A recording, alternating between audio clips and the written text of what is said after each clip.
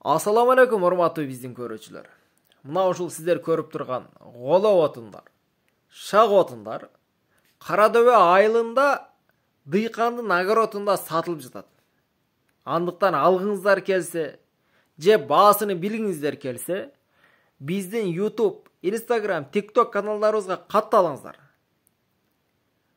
Албетте ал эми ушул болорду караңыздар, станок менен өтө монту оор болуп байланган, бир адам аран көтөрөт. Болгону бир боо 50 сом. Караңыздар, өтө бекем байланган. Ал эми мондай болгон жоон голо отундар бир портери 6000 сомдон. Алгыңыздар келсе, биздин экрандагы номерлерге байланышыңыздар.